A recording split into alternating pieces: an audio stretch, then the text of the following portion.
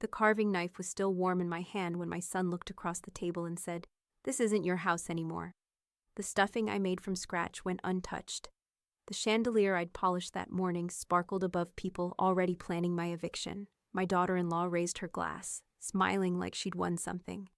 And I just sat there, silent, forgotten, erased, until I remembered the one thing they didn't know I still had. The original deed, with only my name on it. All right, before we dive into this crazy story, do me a favor, subscribe and tell us where you're watching from. The roast chicken crackled as Ruth carved through the golden skin, its scent mixing with warm cornbread and sage stuffing that filled the room like an old lullaby. The dining room gleamed under the chandelier she'd polished just that morning. Every fork aligned, every napkin folded with the kind of care only she ever gave this house. It had taken her 3 hours on those aching knees to set the table. Not that anyone noticed. Mark raised his wine glass before the food was even passed. "To new beginnings," he said, with that smug grin Ruth hadn't seen since he was a teenager sneaking beer into the garage. To family, and to homes evolving. Ruth looked up, knife still in her hand. Across the table, Tina tapped her French manicured nails against her glass, her smirk spreading like an oil slick. "You've done a lot with the place, Ruth," she said sweetly. "But let's face it, it's time for the next chapter." Then came the words. Mark set his glass down, leaned forward with performative concern, and dropped the line like a lead weight into the mashed potatoes between them. "This isn't your house anymore, Mom." The room didn't fall silent. The tension didn't explode. It just thickened. Slid into every crack of the old walls like a slow, cold fog. Jenna, seated at the far end, lowered her gaze to her plate. Her fork stopped mid-motion. She didn't speak, didn't side with them, but she didn't speak. Tina leaned into Mark's arm, her smile growing. "You'll still have your room, of course, but handling the taxes, the maintenance, it's all too much now, isn't it?" Ruth's eyes didn't blink. Her spine didn't curve, not even her lips twitched. She set the carving knife down with precision, folded her hands in her lap, and looked across the table like she was watching a play she already knew the ending to. "Eat," she said softly. They did. No one commented on the gravy she made from scratch. No one thanked her for the sweet tea chilled just the way Mark used to like it. When dinner ended, Tina stood first, already scrolling through Zillow listings on her phone. Mark vanished into the living room without clearing a single dish. Jenna lingered long enough to scrape her food into the trash before muttering, "Sorry," barely audible as she slipped out the back door into the dark. Ruth remained in her chair. From the kitchen, the back screen door creaked again. Nancy stepped inside, wiping her hands on her apron. "Heard the tone from across the fence," he said. "They actually say it." Ruth didn't answer. Nancy approached, set a hand lightly on her friend's shoulder. "You still hold the deed, right?" Ruth's eyes shifted toward the old roll-top desk in the corner of the room. She didn't nod. She didn't speak, but she moved. Upstairs, the night was quieter. Tina's voice wasn't shrill, Mark's footsteps didn't stomp, and Jenna's laughter, when it used to fill these halls, was long gone. The house had changed, yes, but not in the way they claimed. Ruth slipped on her reading glasses, opened the middle drawer of the desk, moved past tax receipts and letters from the school district, retirement paperwork, expired coupons, until her fingers brushed the envelope, yellowed slightly at the corners, heavy with something deeper than paper. She pulled it out. The original deed, creased but legible, her name printed in clean type at the top. Ruth Eleanor Palmer. No cosigner, no joint owner, no transfer. She unfolded it slowly, like it might tear if rushed. Her fingers trembled, not from age, but from restraint. She stared at her name, her house, her signature, hers alone. Downstairs, the clink of dishes floated up from Tina half-heartedly rinsing plates. Mark barked something about the remote. The TV flickered on. A laugh track played beneath a show Ruth had never watched. She took out her phone, photographed every page, slowly, carefully. Then she slid the deed back into the envelope, pressed it flat again, and turned toward the closet.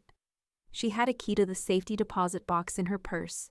She'd walk it to the bank tomorrow. Her knees would scream at her, but they'd never scream as loud as that sentence did. She paused before shutting the drawer. Her hand hovered over the envelope again. Number. Not yet. One more thing. She turned on the lamp beside her bed, picked up a blank notepad, and in neat cursive began to list everything that was hers. Every item, every document, every leverage point. As she wrote, the house hummed around her, familiar and solid. Downstairs, Mark laughed too loudly at something that wasn't funny. Ruth didn't flinch. She slid the notepad into the drawer beside the deed and closed it with a firm click. Ruth didn't sleep that night. The words echoed too loud. This isn't your house anymore, but lies, she knew, were weak against facts. And paper, if kept dry and clean, never forgot. By dawn, the dining table was cleared, the dishes washed by her own hands, not Tina's. The polished oak gleamed beneath the glow of the overhead light as Ruth laid the envelope flat. She peeled it open slowly, reverently, as if unwrapping something sacred. Her knees ached from standing too long, but she ignored them. She unfolded the deed with care, smoothing the corners against the wood grain. Her fingers traced the typewritten line halfway down the page. Ruth Eleanor Palmer, nothing else, no co-owner, no joint tenancy, no quitclaim tricks. She exhaled, long and slow. The silence in the house felt heavier than usual. A house didn't betray you, but the people living in it might. The click of her phone camera was soft but precise. One photo, then another. She turned the page. Another angle, one close-up of the notary stamp. She photographed every inch as methodically as she once graded final exams. No assumptions, no errors. Make copies, came a voice from the side doorway.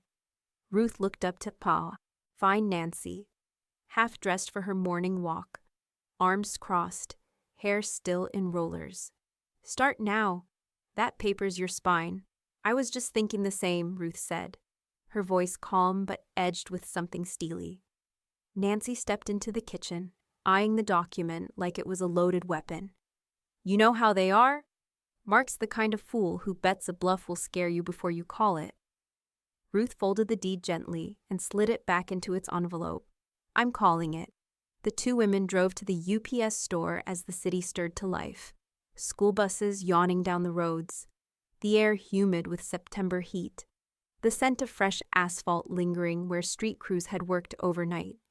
Inside, Ruth stood tall at the self-serve copier. Her movements were slow but exacting. She made 5 color copies, each as clear as the original. One for her lawyer, one for her records, one for Nancy, one for the bank, and one to sit quietly, untouched, in her safety deposit box. Back in her car, she tapped her purse.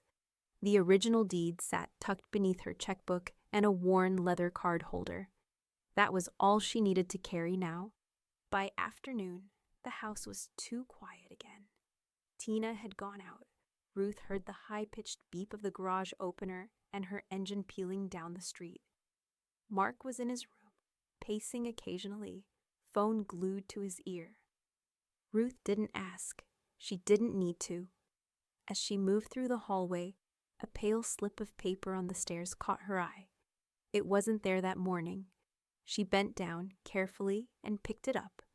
Folded in 3, written in hurried loops of ink, not typed. Grandma, I'm sorry for what they said. I don't agree with them. I just didn't know what to do. I hope you know that I still love you. Jenna Ruth read it twice, then pressed it to her chest for a quiet moment before slipping it into her cardigan pocket. No response was needed yet, but she would remember that crack in the wall, that sliver of daylight through her granddaughter's silence. That evening, as the cicadas buzzed outside and the sun dipped over the back fence, Ruth locked the front door and moved toward her desk. The kitchen smelled of lemon oil and fresh onions. She'd made a small pot of soup, just for herself. She was sorting her bills, utilities, insurance, old donations, when she noticed the envelope. It wasn't one she recognized. Not hand-delivered. Not something Tina or Mark could have slid in. Postmarked from her bank, stamped in bold. Notice of ownership inquiry. Immediate attention required. Her hand paused mid-reach. She stared at it. Not torn, not touched. The soup cooled on the stove behind her, forgotten. Her house had always been quiet in the evenings, but now the silence felt predatory. Her breath didn't catch, not yet. She read each line like it was a student's detention slip, methodically, without emotion. The wording was polite but clinical, asking her to confirm a recent request to add a joint owner to the property title. The name listed below, Mark Palmer. She folded the letter back along its creases and smoothed it with her palm. Then she stood. By mid-morning, she was seated across from a glassy-eyed bank officer named Meredith in a private consultation room that smelled faintly of coffee grounds and copier ink. Meredith looked young, barely 30, and already nervous, shifting the inquiry letter between her fingers. "I'm sorry this was a surprise to you, Miss Palmer," she said, tapping her keyboard. "The request came through our automated document portal." It had an e-signature attached and a digital copy of a notarized document. "May I see it?" Ruth asked, voice even. Meredith hesitated. "It's bank policy to confirm identity first, of course. But yes, you're the sole name on the account. And I've pulled your signature card. You're listed as primary, no co-owners," Ruth nodded. "I know." With a few clicks, Meredith spun the screen toward her. The digital file opened. Ruth leaned in. There it was, a scanned version of a form titled Title Ownership Addendum, listing Mark Palmer as co-owner, dated 2 weeks prior. Below that, a signature that mimicked hers. Same slanted R, same wide loop on the P close, but not right. Her name was forged. Meredith's brow furrowed. "Can I ask, did you ever sign anything granting him joint access to the property or mortgage?" "No," Ruth said. "And I haven't refinanced, transferred, or gifted any interest." "That signature is fake," Meredith inhaled sharply. "Then we have a problem." Ruth let the silence settle, sharp and clean. "I'll need a written statement," Meredith continued, her voice lower now. "And we'll need to flag this as suspicious activity. This could trigger an internal review, possibly an external investigation." "Good," Ruth replied, reaching into her purse and withdrawing the deed copy. She placed it on the table like a queen laying down her winning card. This was never his. Meredith blinked at the document, then nodded slowly. "You've done your homework." "Better than he did," Ruth murmured. She left the bank 10 minutes later with a printout of the forged submission, a formal fraud dispute form to complete, and the cool, quiet satisfaction of knowing the first domino had tipped. Back in the car, Ruth didn't turn on the ignition right away. She sat for a moment, the hum of Dallas traffic outside her windshield, the sharp glare of sun bouncing off chrome bumpers. She pulled her phone from her bag and scrolled to a contact she hadn't used in years. Howard Briggs, real estate law. He picked up on the second ring. "Howard, it's Ruth Palmer." "Well now, that's a name I haven't heard since I retired your roof warranty." Ruth smiled faintly. "I need your help. It's about my house." He didn't ask for backstory. "Tell me what happened." She laid it out quietly, fact by fact. The dinner, the letter, the forged signature, the bank's reaction. By the time she finished, Howard's tone had shifted from casual to clipped. "And you're sure the signature isn't yours?" "I'm sure."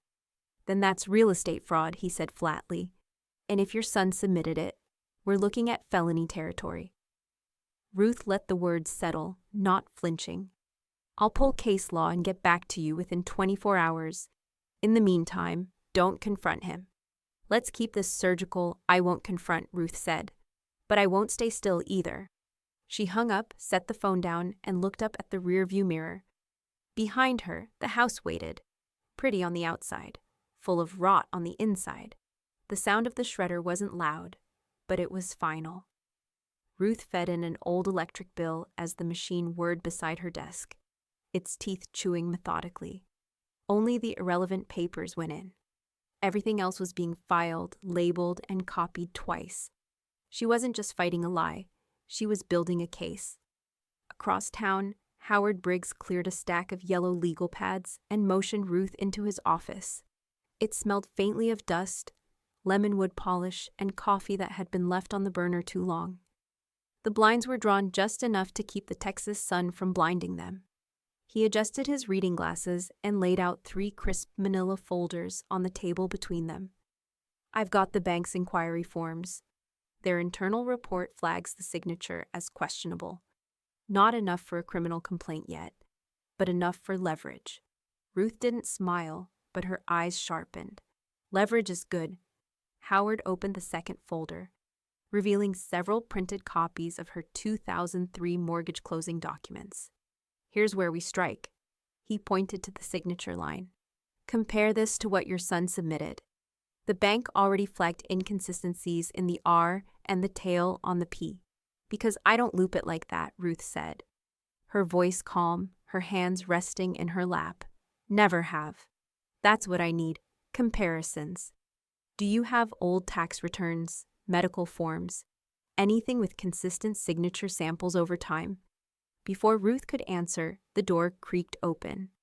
"Hope I'm not late," said Nancy, stepping in with a tote bag and a grin that didn't reach her eyes. "Brought what you asked for." She dropped the canvas tote onto the table. Social Security filings, Christmas cards, checkbook stubs, and Ruth's voter registration from 1998. Howard raised an eyebrow. "You archive like an attorney." "I'm nosy and old," Nancy said. "Same skill set." As Howard sorted through the documents, Ruth sat still, every part of her rigid but composed. The years of leading school board meetings, managing staff, disciplining students, all of it had trained her for this level of strategic silence. She knew when to strike. This was no longer just about Mark's betrayal. It was about principle and evidence. A knock at the open door startled them slightly. Jenna stood there, hands fidgeting at the hem of her sweatshirt. Her eyes were rimmed red, like she hadn't slept, but there was no fear, only shame. "Can I come in?" Ruth gave a slight nod. "Of course." Jenna stepped in and closed the door behind her. "I need to tell you something," she said, voice tight. "I heard him. A few nights ago, he was on the phone with someone. Tina, probably. He said you'd be out of the picture soon. That once everything was filed, the house would be his. Finally." Ruth's face didn't twitch. "Did he mention the signature?" Jenna hesitated, then nodded. "He said, it'll look close enough. She won't know until it's done." Howard's pen stopped mid-note. "That confirms intent." Nancy stood and handed Jenna a tissue, but Jenna didn't cry. She just sat beside Ruth, her eyes flickering down to the papers on the table. "I don't want anything from this house, Grandma. I just want you safe." Ruth placed a hand gently over her granddaughter's, warm and steady. "You did the right thing by coming," Howard exhaled. "We're getting close. This isn't just civil overreach now, it's shaping into criminal fraud. And if this heads to court, every document, every statement matters." Ruth tapped the folders softly. "Paperwork is your weapon," she said quietly. Howard gave a half smile. "Exactly." Ruth leaned back slightly in her chair. "So is silence." Nancy tilted her head. "What do you mean?" "I mean, I'm not shouting, not arguing, I'm gathering," Howard nodded. "That'll make them sloppy." "Let them think they're winning." Ruth stood slowly, her knees stiff, but her spine straight. "I'm ready for the next step." Howard gestured toward the desk in the back of the office.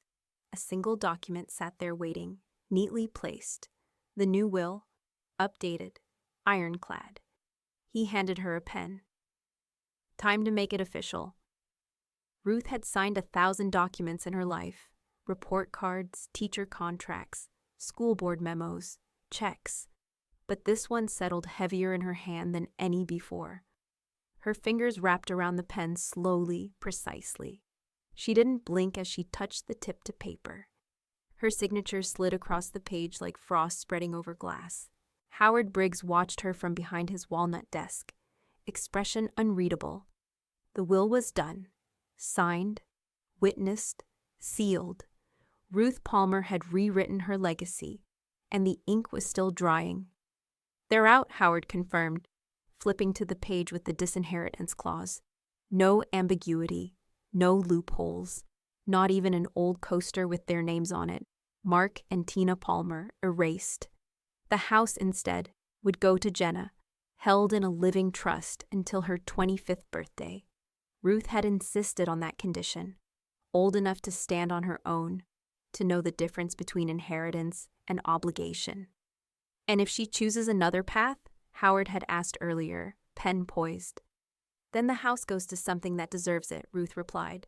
"Scholarship fund, for local kids, the ones no one notices." Howard added the backup clause himself, detailing the creation of the Ruth Palmer Academic Trust. "It'll be filed tomorrow. You'll want a notarized copy for your records." He slid a fresh folder across the desk.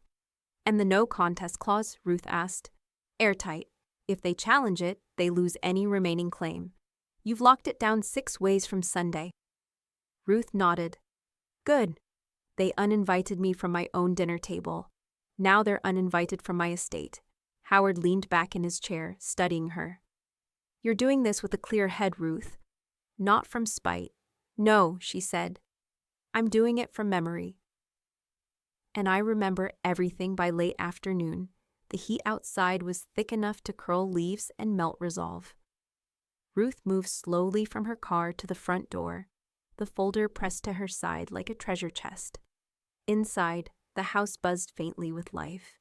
Dishwasher running, TV murmuring in the living room, the faint tang of citrus air freshener clinging to the vents. She passed Mark on the stairs. He barely looked up from his phone. Tina stood at the kitchen island tapping her tablet, scrolling through backsplash options. "Granite is outdated," she muttered to herself. "Needs a cool-toned marble." Ruth said nothing. She walked past them both, into her bedroom, and locked the door. She placed the folder on her desk, opened the drawer, and withdrew the last joint credit card she had with Mark, the one they'd used when he moved in temporarily 6 months ago, the one he said was just for emergencies. She picked up the phone and dialed the bank. "This is Ruth Palmer," she said evenly. "I'm the primary on account ending in 1142. I'd like to revoke joint access and freeze all authorized user activity." Immediately, she listened to the confirmation, wrote down the reference number, hung up. Then she sat in silence, the kind of silence that didn't ask permission anymore. Upstairs, Mark's voice rose through the floorboards. "What do you mean the card didn't go through?" A pause.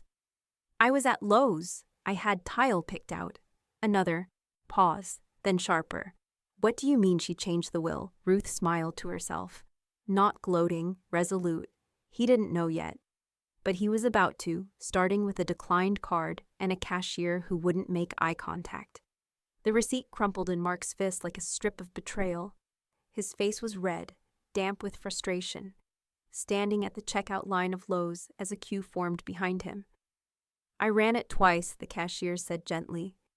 "It's declining. Maybe try another card?" "This is the card," Mark snapped. "There's no reason it shouldn't work."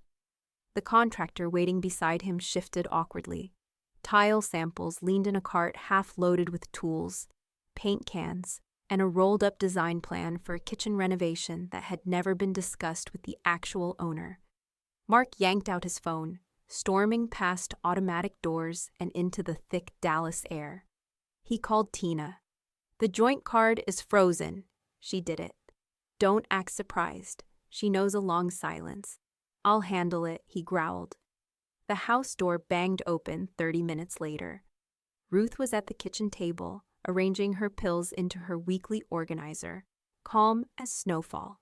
Nancy sat across from her, peeling a clementine, her phone beside her coffee. Mark stormed in. "You froze the damn card." Ruth didn't look up. I did. You're sabotaging us. Do you even realize what this does to our project timeline? Nancy raised an eyebrow. Our project? You've gone too far, Mark snapped. You're not thinking clearly. You're impulsive, emotional. This is what it looks like when someone starts to lose it, Ruth finished for him. Tina burst through the back door, sunglasses still on, voice sharp. We talked to someone. If you're making erratic financial decisions, that's grounds for incompetency. We're not just going to sit back while you spiral. I'm not spiraling, Ruth said. I'm tidying. You can't just cut people out of accounts like that, Mark seethed. I can if they were added as a courtesy. Not a right, Tina stepped forward, tone suddenly sweet. Ruth? Maybe it's time we got some help involved. Someone neutral, a guardian perhaps. Nancy snorted. You're not even subtle. Tina ignored her. We don't want to do this, but we have to think about what's best. For the house. For you, Ruth corrected. Nancy tapped her phone screen. Say cheese. I've got 2 minutes of that little speech recorded. Legal gold. Mark turned to her. You're inserting yourself into something you don't understand. Nancy stood. Oh, I understand just fine. You've been siphoning from your mother's life, one purchase at a time. Leave, Ruth said calmly, standing. Both of you. You're not well, Tina pushed. I'm well enough to cut you off and rewrite every legal document I ever signed, Ruth said. Now get out of my kitchen. Mark's face twitched with restrained fury. But something in Ruth's eyes, cool, clear, unmoved, stopped him from saying more. They left, slamming the door hard enough to rattle the glass. Nancy turned, breathless. Who? You're a damn oak tree, Ruth? Let them keep pushing, Ruth said. They'll hand me everything I need on a silver platter. 2 mornings later, a knock came at the door. Ruth opened it to find a process server standing in her rose garden, manila envelope in hand. Miss Ruth Palmer, he asked. I am. You've been served.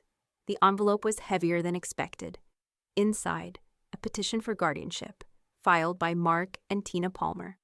The courtroom lights buzzed faintly overhead, fluorescent and cold.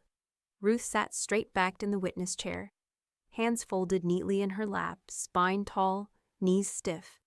She wore her Sunday blazer, not for them, but for herself. Let them see what composure looked like under oath. Across the aisle, Mark leaned in toward his attorney, whispering in tight, irritated bursts. Tina sat beside him, legs crossed high, sunglasses perched unnecessarily on her head, flipping a legal pad as if she were auditioning for a role she didn't quite understand. The court-appointed psychologist adjusted her glasses and turned to Ruth with a clipboard in hand. Miss Palmer, I'll be asking you a few questions regarding your daily life and memory. Just answer as naturally as possible. Of course, Ruth said. Her voice was clear, even, not a trace of hesitation. What day of the week is it? Tuesday. What did you have for breakfast? Oatmeal with walnuts. Half a banana. Black coffee, 1 sugar cube. Can you tell me the name of the current mayor of Dallas? Eric Johnson. The psychologist didn't react, but her pen stopped moving. And the governor of Texas? Unfortunately, still Abbott. A ripple of quiet laughter rolled across the gallery. Even the bailiff cracked a smile. Mark stiffened. Describe your financial responsibilities, please, the doctor continued. I manage my own checking, savings, and retirement accounts. I prepare and file my taxes annually. I monitor my expenses weekly, especially since 2 people in my home believe I'm an open wallet. The psychologist paused. Do you feel you're being exploited? I feel I'm being challenged by people who expected me to forget how sharp I used to be, and didn't notice that I haven't dulled. A few heads turned toward Mark and Tina.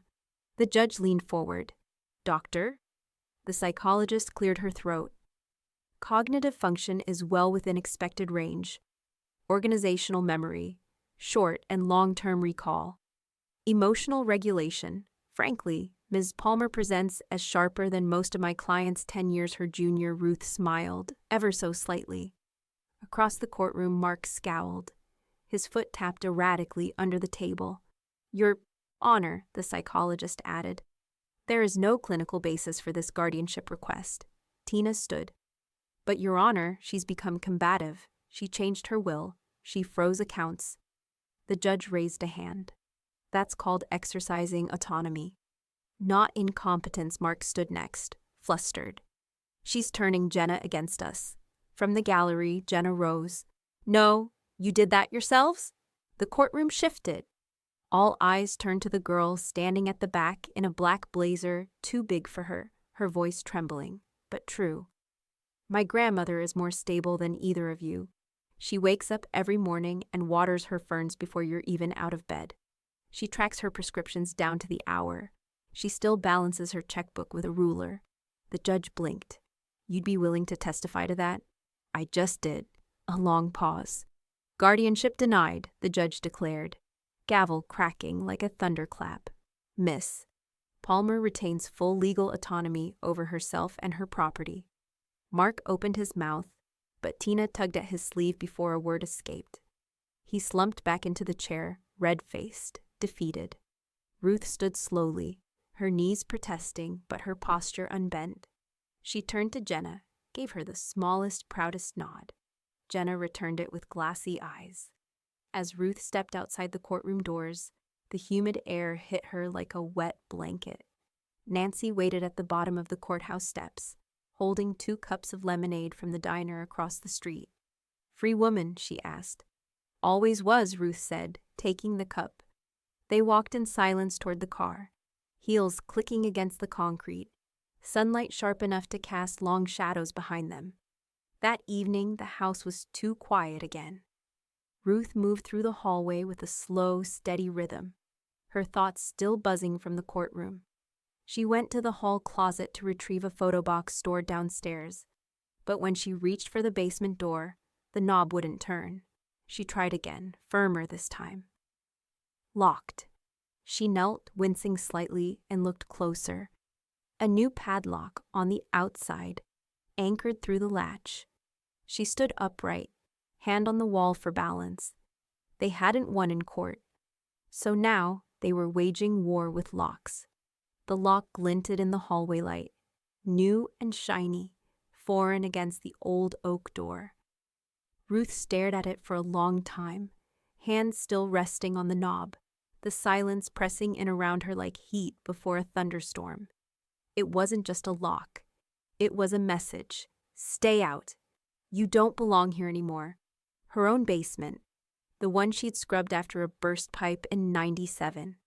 The one where she'd stored every photo album, every Christmas wreath, every box of her late husband's books. She reached up and rattled it once, not budging, industrial grade, cheap enough for a hardware store, strong enough to keep her out. Her hands didn't shake. Not yet. The locksmith arrived an hour later in a dented white van with a rusting ladder on top. He looked up at her porch as he approached, hesitation clear in his eyes. "You the homeowner?" "Yes," Ruth said firmly. He glanced toward the lock. "They say it's been tampered with." "No."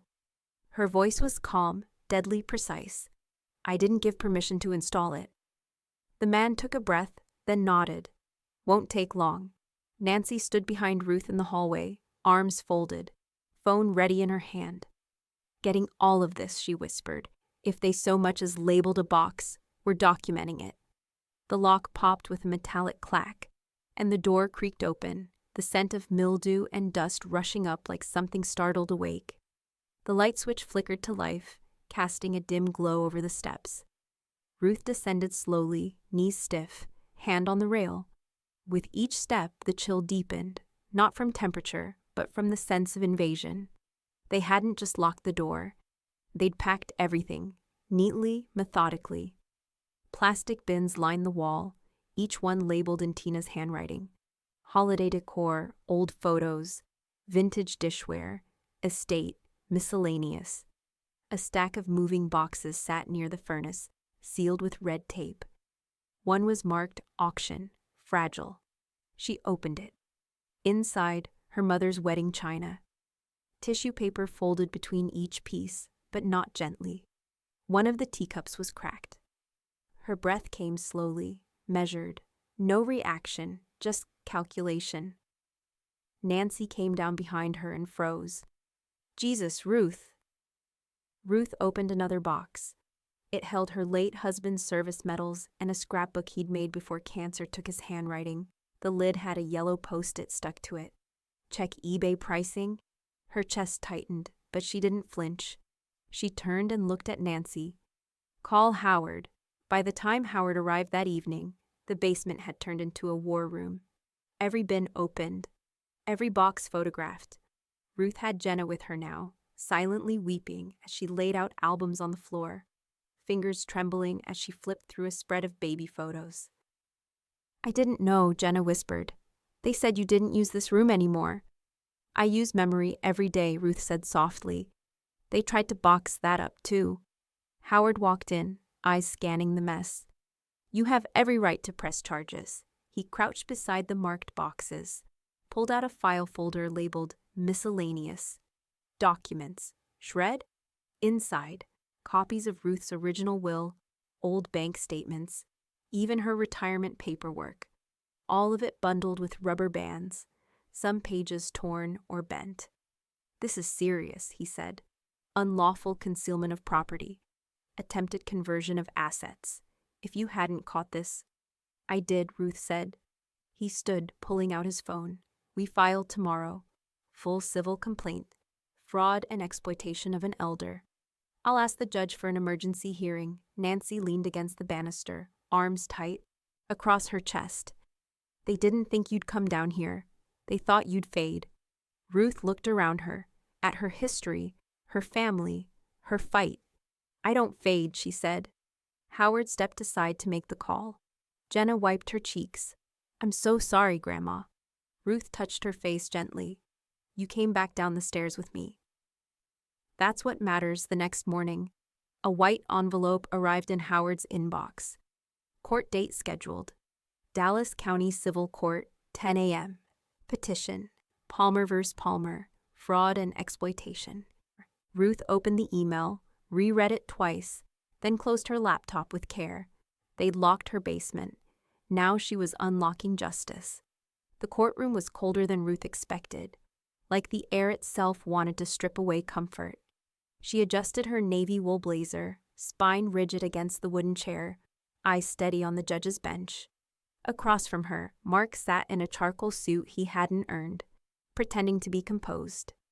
Tina, immaculately dressed in cream, flipped through a notepad she hadn't written a word in, her lipstick just slightly too red for the occasion. But Ruth said nothing. Not when the bailiff called the session to order. Not when their attorney tried to downplay the fraud as a misunderstanding. She had brought her facts. And facts didn't blink. Howard stood first, calm, focused, crisp in his words. Your Honor, we are here today because two individuals attempted to fraudulently claim joint ownership of a property that has belonged solely to my client, Ruth Eleanor Palmer, for 32 years.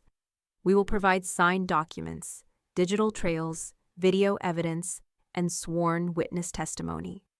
The judge leaned back. Proceed. Howard opened a folder and pulled out the deed, holding it up like scripture. This is the original certified property deed, acquired in 1993. No co-owners, no transfers, no trusts until recently, when Miss Palmer, in response to coercion, secured her estate in a protective trust. He handed copies to the clerk, then clicked a remote. On the screen, side by side, Ruth's genuine signature from a 2003 mortgage refinance, and the sloppy, overconfident imitation submitted in the ownership inquiry. Note the exaggerated loop in the R, the angle of the P, the inconsistent baseline, Howard explained. The forgery isn't even subtle. Mark's lawyer objected. There's no proof that my client— We have the bank's official fraud report, Howard interrupted, and a voice recording obtained through legal means. He tapped his phone. Mark's voice filled the room, muffled but clear. It'll look close enough. She won't know until it's done. Tina leaned forward, hissing at Mark under her breath. Mark's jaw clenched. Ruth didn't move. Howard continued. Additionally, we have footage from Miss Palmer's neighbor and longtime friend, Nancy Caldwell. Nancy stood from the gallery, walked up confidently, and handed the bailiff a flash drive. A moment later, it played on screen. The video she'd captured in Ruth's kitchen. Tina's voice sneered through the speakers. "We'll just get her declared incompetent." "Easy. She's slipping anyway." The courtroom shifted. A few jurors glanced at Ruth, then at the screen, then back at Tina, who sat stiff now, all pretense gone. The judge glanced over his glasses. "That your voice, Mrs. Palmer?" Tina crossed her arms. Taken out of context. Nancy chuckled softly from her seat. "Let's add context," Howard said. "Miss Palmer, would you please stand?" Jenna walked to the witness stand, her black skirt brushing the floor as she moved. She swore in and sat down, looking only at the judge. "My father lied," she said clearly. "He told me he'd handle the house. Said Grandma wouldn't even notice. When I told him it was wrong, he laughed. Said she didn't have much time left anyway." The judge leaned in. "And is your grandmother mentally competent?" "She's sharper than anyone else in that room," Jenna replied. "She waters her plants on a schedule, color codes her planner, and just helped me revise my college essays." "And what is your relationship to your father?" "I'm his daughter. I love him, but I won't lie for him." There was no sound for a moment, just the hum of the lights above. Then the judge exhaled. "That's enough." She tapped her pen against the bench. "This court finds that Ruth Eleanor Palmer is the sole legal and rightful owner of the property in question. All documents submitted by Mark and Tina Palmer were obtained through fraudulent means and are hereby voided." Mark's face turned a blotchy red. Tina looked as if someone had slapped her with a court seal. The judge continued, voice firmer now. "You are hereby ordered to vacate the premises within 72 hours. Refusal will result in legal removal by the sheriff's department." Howard nodded once. Ruth said nothing. She didn't need to. She had spoken in deeds, in evidence, in silence. As the judge banged her gavel, Tina stood abruptly. "You can't do this." "You already did," Ruth murmured, so only Jenna heard her. And Jenna, eyes glistening, reached for her grandmother's hand. The following morning, a notice was taped to the front door. "Order to vacate. Sheriff's enforced removal. Scheduled. Date, 3 days from now." Ruth sipped her coffee on the porch. She wouldn't have to lift a finger. The law would carry them out. The squad car pulled up just after 9, sun glinting off its windshield as the engine idled at the curb. The sheriff stepped out in crisp khaki, mirrored sunglasses hiding his eyes, clipboard in hand. He didn't smile. He didn't knock. He just walked to the front porch with the heavy stride of someone used to confrontation. Ruth was already there. She stood in the doorway, calm, spine straight. House keys in her left hand. The morning air was thick with early September heat and judgment, both floating heavy between the trimmed hedges and cracked sidewalks of their suburban street. "You Ruth Palmer?" the sheriff asked. She nodded. "Court orders active. I'll give them 15 minutes to collect personal items. Anything else stays." Ruth didn't speak. She simply stepped aside and let him in. Inside the house, Tina's voice rang out before her footsteps did. "This is harassment. You can't just—" "Yes, we can," the sheriff cut in, tone flat. "You were served. You're trespassing as of 10 a.m. today." Mark appeared next, face pale, arms loaded with a half-packed duffel bag. "You can't be serious." "She is," Jenna said from the foot of the stairs, arms crossed. "And so is the judge." Mark glanced at her, betrayed. "You're siding with her?" "I'm siding with truth," she replied, voice cold. The sheriff pointed to the living room. "You've got 10 minutes." Word spread fast on the street. Neighbors began to drift out of houses like cautious deer after a storm. Mr. Dawes from 2 doors down leaned against his truck. A couple with a stroller paused halfway through their walk. Even Nancy stood with her arms folded in front of Ruth's rose bushes, phone in hand, not recording, just witnessing. Mark shoved past Ruth on the way out. dragging a suitcase that clacked with every stair it bumped. "You think you won," he hissed. "I don't think it," she replied. "I know it." Tina followed behind, sunglasses hiding bloodshot eyes, muttering under her breath. "You always were a bitter old woman. No wonder no one else came to help you." Ruth tilted her head slightly. "And yet, here you are, with nothing." Tina's face twisted, but she said nothing more. She clutched her designer tote, now stuffed with wrinkled clothing, and stormed past the sheriff, who didn't even look up. The front door stayed open the entire time, wide, unapologetic. Jenna remained at Ruth's side through it all. When the last of the luggage was tossed into the trunk and the car finally reversed down the driveway, she turned to her grandmother and wrapped her arms tightly around her. Ruth didn't break, but she softened. The sheriff returned from the porch with a clipboard and pen. "Sign here to confirm we carried out the court order." Ruth signed cleanly, her signature crisp as ever. "I've seen a lot of these," he said. "Not many people win like you did." "I didn't win," Ruth replied. "I reclaimed." As the patrol car drove off, the crowd slowly dispersed. Whispers trailed behind them, bits of conversation, quiet respect, murmured approval. Ruth stepped back into her home, shutting the door behind her. It was the first time in months it had felt like hers again. The walls weren't echoing with arguments. The kitchen didn't smell like someone else's perfume. There was no dirty laundry in the hallway, no takeout boxes on the counter, no heavy footsteps stomping upstairs. Just her and Jenna, and the creak of floorboards that remembered who they belonged to. Ruth walked to the window and pulled back the curtain slightly. Nancy gave her a thumbs up from the sidewalk. She breathed in, slowly. The scent of lemon cleaner still clung to the air. The silence was rich, earned. "Quiet again," Ruth said softly. Jenna smiled, peaceful. They stood in it for a long moment. Then the phone rang. Ruth reached for it. "Miss Palmer," a voice said on the line. "This is Tracy Halloway from the Dallas Observer. We heard about your case. We'd love to interview you for a feature. Homeowner fights back. Would you be open to that?" Ruth glanced toward Jenna, then at the house glowing in the morning light. "I think it's time someone told the truth," she said. The microphone on the table was small, black, and blinking red. Ruth eyed it with quiet skepticism as the reporter adjusted it between them, her laptop open, voice recorder already rolling. "Don't worry," said Tracy Halloway, smiling gently. "This isn't a gotcha piece. I just want the truth."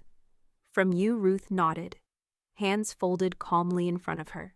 The kitchen smelled faintly of cinnamon. She'd baked snickerdoodles before the interview, and a few still sat untouched on a plate between them. The house was clean, warm, and hers again. Tracy's fingers hovered over the keys. "So, Ms. Palmer, can you tell me how this all started?" Ruth took a breath, not heavy, but deliberate. "It started with dinner, a Sunday meal, like I used to make every week. Except this time my son raised a glass and said, 'This isn't your house anymore.'" Tracy blinked. "He said that out loud?" "He did," Ruth said. "And I remember thinking, I've lived through protests, policies, redistricting, even a school fire, but I'd never been erased in my own home. Until then," Tracy leaned in slightly. "And that's when you decided to fight?" "No." Ruth gave a faint smile. "That's when I decided to document." Fighting came later. The questions flowed from there, each one met with answers that were precise but never performative. Ruth spoke of forged signatures, of bank visits, of lawyers in courtrooms. But she didn't dramatize it. She didn't need to. The facts did the work. Her voice was steady, her tone soft. What made it powerful was not what she said, but how clear it all was. When the interview ended, Tracy reached for a cookie. "Thank you," she said. "You didn't just take back your house. You took back your voice." "I never lost it," Ruth said. "They just spoke louder." The article ran 3 days later in the Dallas Observer. The headline stretched across the top fold in bold black letters. "Widow defends home from family fraud. This was mine." Beneath it was Ruth's photo, standing on her front porch, arms folded. the deed framed behind her through the window. The caption called her principled, composed, and fierce, without raising her voice. The story went viral locally. The neighborhood Facebook groups flooded with comments, mostly supportive. "We need more women like her. This is why you don't mess with a retired principal. Some families don't deserve second chances." At the diner that Sunday, Nancy waved the newspaper above her head like a trophy. "You made the front page, Ruth. I should have worn a nicer blouse. I'm in the background like an extra in a soap opera," Ruth chuckled, sipping her iced tea. "You're lucky I didn't tell her what you called Tina under your breath during court." "Those words were earned," Nancy grinned, raising her glass. "To Ruth, Queen of Brick and Title." "To Grandma," Jenna added, lifting her lemonade. "You won." Ruth didn't toast. She just smiled, softly, tiredly, but satisfied. Because it wasn't about winning. It was about restoring. The people in that diner didn't know every detail. They didn't see every long night or every quiet conversation she'd had with herself, convincing her to keep going. They didn't feel the ache in her knees as she stood her ground or the heat in her chest when she found her memories packed into bins like junk. But they respected her now, and for Ruth, that was enough. That evening, after Jenna had gone home and the dishwasher hummed in the kitchen, Ruth sat down in her armchair with a blanket across her lap and a crossword in hand. She was halfway through 17 across when the mail slot clinked. She paused, got up. At the front door lay a single envelope, handwritten, no return address, sealed with a sloppy line of tape. She recognized the handwriting before she even bent down. Mark. The letter sat on Ruth's kitchen table like a ticking clock. One white envelope. Handwritten. Folded with trembling hands, if the uneven creases were any indication. She didn't touch it for hours, not out of fear, but calculation. Let it sit. Let it cool. Let him squirm. When dusk rolled in and the shadows climbed the tile walls, Ruth poured herself a cup of coffee and finally opened the envelope. The paper inside smelled faintly of cologne and desperation. "Mom, please. I know you think I betrayed you. I didn't mean to hurt you. Tina pushed me into it. I just wanted to help. I thought I could make things easier. You've always been the strong one. I didn't think you'd fight back this hard. I didn't expect court or this silence. I'm sorry for everything. I miss the way things used to be. Please call me. I'll wait. Mark." She read it twice. Not a single mention of forgery, not a word about the bank fraud, the boxes in her basement, or the court's judgment. Just a carefully constructed sheet of excuses wrapped in the hope she'd soften now that he was on the outside. Ruth stared at the paper as the ceiling fan hummed above her, slicing the air like a slow metronome. Then she folded it once, twice, 3 times, and tore it down the middle. She kept going, strip after strip. Clean lines down through the "I'm sorry," the "please call," the forced regret. She shredded the last piece like peeling skin, until all that remained was a pile of toothy white curls, soft and meaningless in her palm. Nancy walked in through the side door, holding a lemon pie in one hand and a bag of bird seed in the other. "You opened it?" Ruth nodded, tossing the shredded paper into the trash bin without ceremony. "And?" Ruth wiped her fingers on a dish rag. "He wanted to make himself the victim." "Thought I'd fold." Nancy set the pie down, dropped the bird seed on the counter. "That's the only answer he gets." "Silence," Ruth agreed. "No," Nancy corrected. "A trash can full of confetti. That's your reply." Ruth almost smiled. Later that evening, Jenna arrived, still in her campus work-study shirt and tired around the eyes. "Was it real?" she asked, already knowing. "It was real ink," Ruth said. "But not real remorse." Jenna sat across from her. "Do you ever think, maybe he could have been different?" Ruth considered that. "Maybe. But he made too many choices that told me otherwise." Jenna's voice dipped. "Do you hate him?" "No." Ruth poured tea into 2 mugs. "But I don't trust him. And that's more permanent." Jenna stirred honey into hers. "You know what he asked me before the hearing? If I'd lie."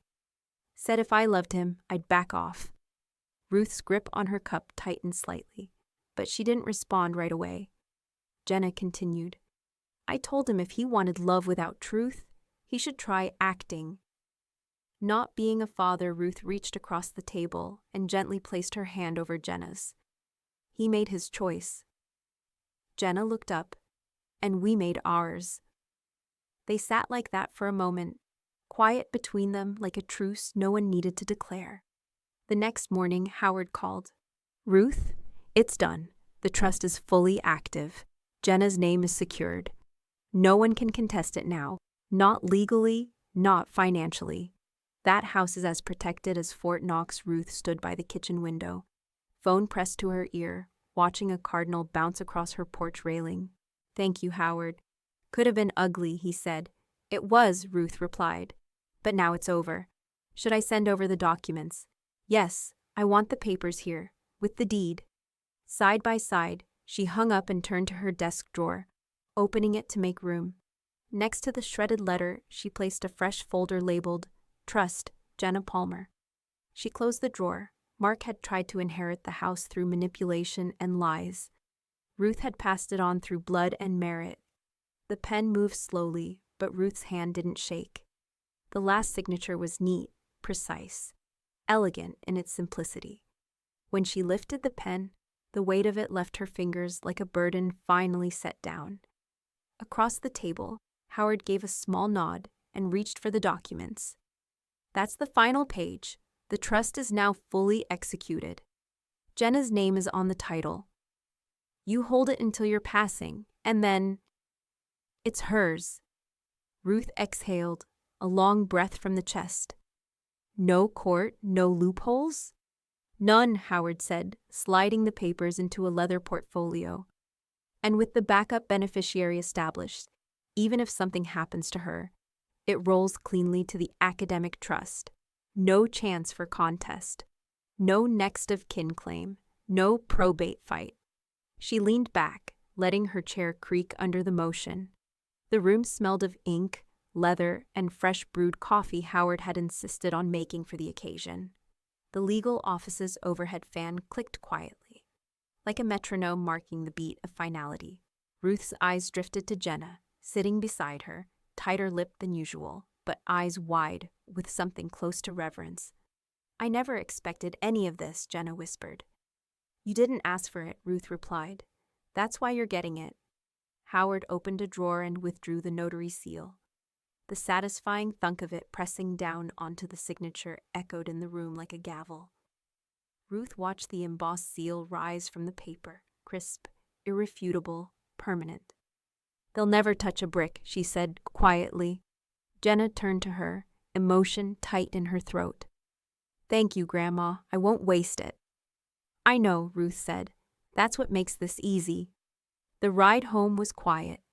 Dallas buzzed around them, sirens in the distance, traffic humming along Preston Road, children's laughter leaking from an open window near a school playground. But inside the car, it was just the two of them and the finality of what had been done. Jenna broke the silence first. You really never considered just selling the house and walking away? Ruth smiled faintly. And give them the satisfaction of calling it abandoned. No, sweetheart. This house has roots. So do I. When they pulled into the driveway, Nancy was already waiting on the porch, watering a pot of mums. Well, she asked, setting the can down. It's done, Ruth said, lifting the leather folder for her to see. Nancy's smile widened. I'll drink to that. I thought you didn't drink, Ruth said. For this? I might make an exception. They went inside. Ruth placed the folder on the hallway table next to the framed deed. The two documents now stood like sentinels, proof of what she'd fought for and who she'd chosen to protect it. Later that night, as the sun dipped low and cast amber streaks across the dining room floor, Ruth sat in her armchair and flipped through a photo album Jenna had pulled from the basement weeks ago. Baby pictures, birthday cakes, school plays, a life not perfect, but genuine. She'd spent so long defending this house from invaders, she'd nearly forgotten why she fought for it. It wasn't just about keeping them out. It was about leaving it to someone who would feel its history, who would walk through these rooms and remember her, not resent her. Just after 9, Ruth's phone buzzed on the end table. She reached for it, expecting Jenna or Nancy or Howard with another legal confirmation. But the name on the screen stopped her. Unknown caller. She let it ring once, twice, then silenced it. A minute later, a notification pinged. New email. Subject line, FYI, public filing.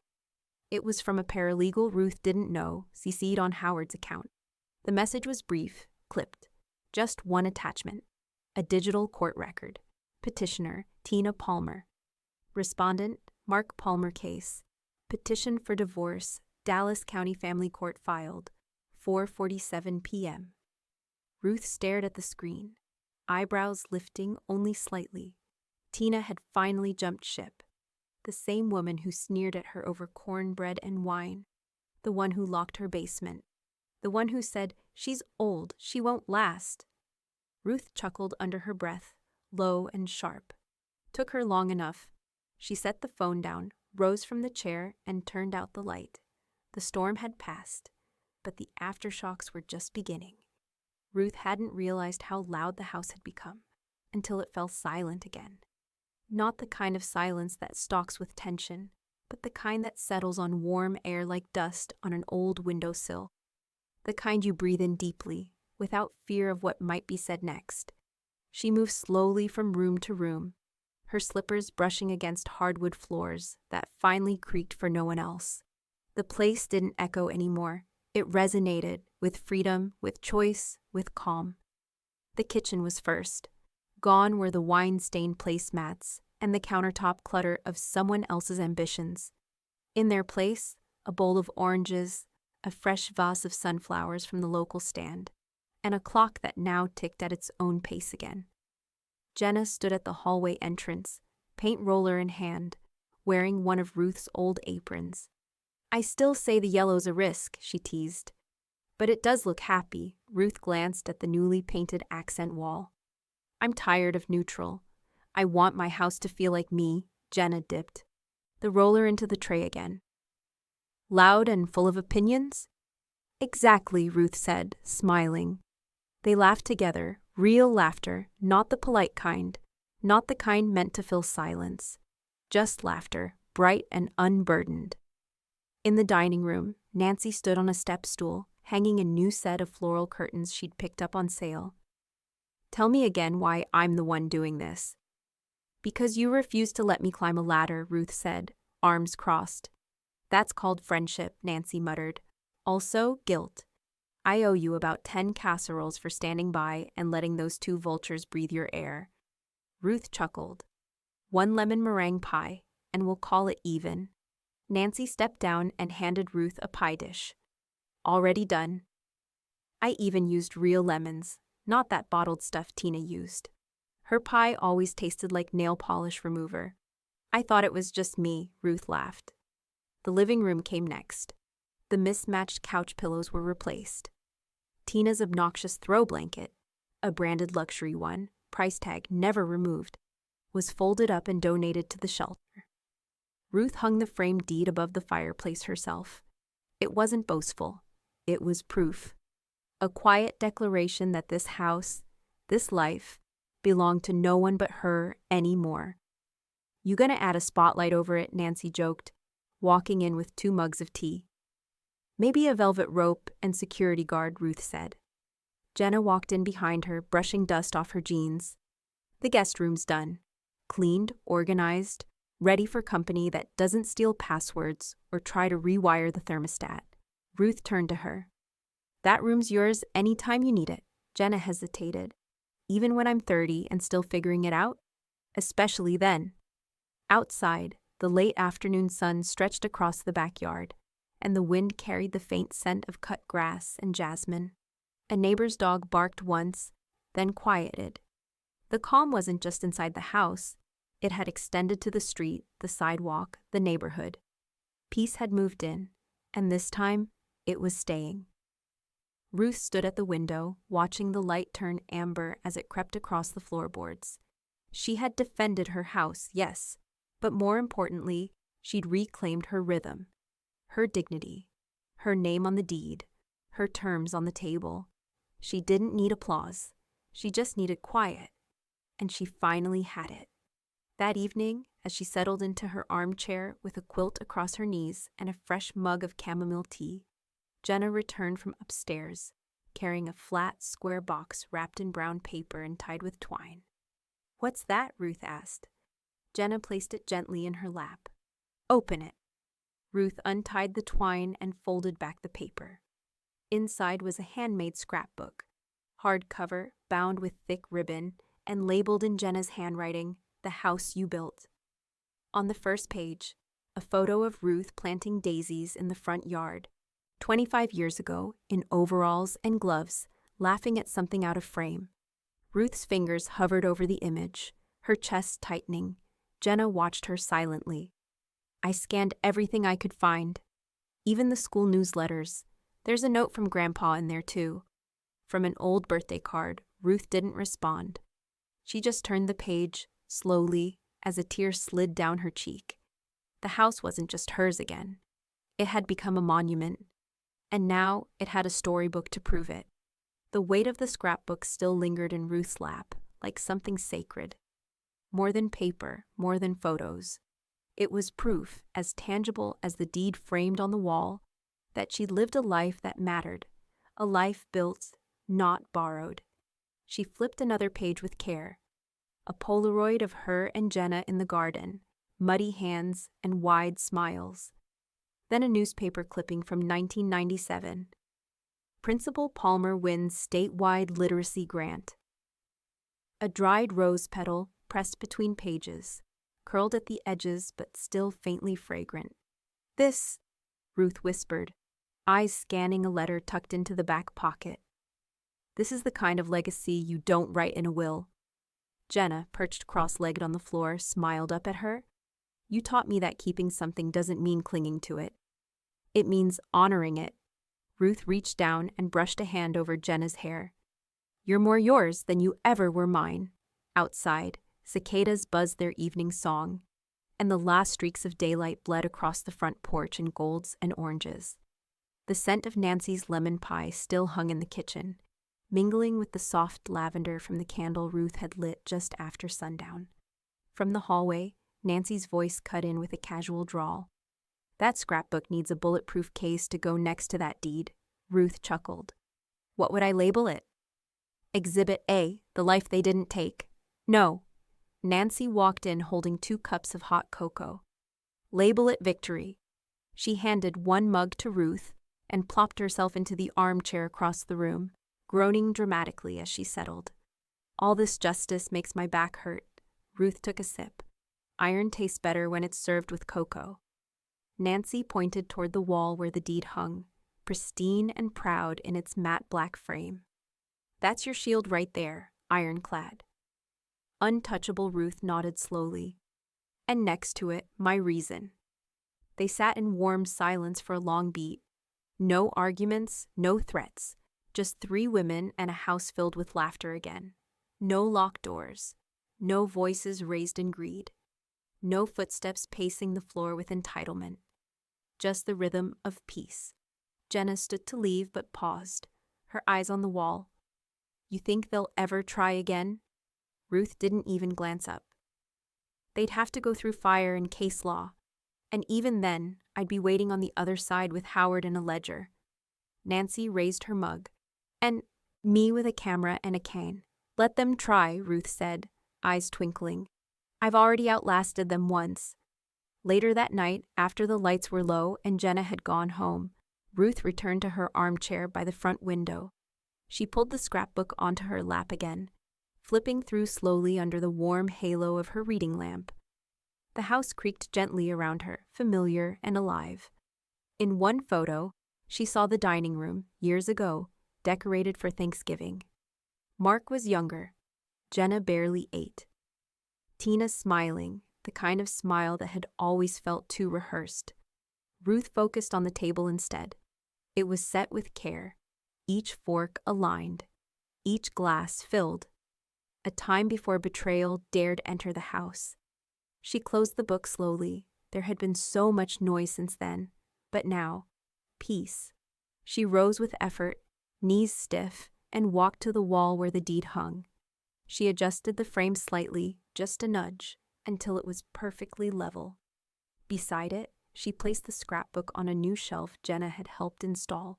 Deliberate, clean, permanent. 2 pieces of history, 2 statements of truth. She stepped back, arms folded, and took them in.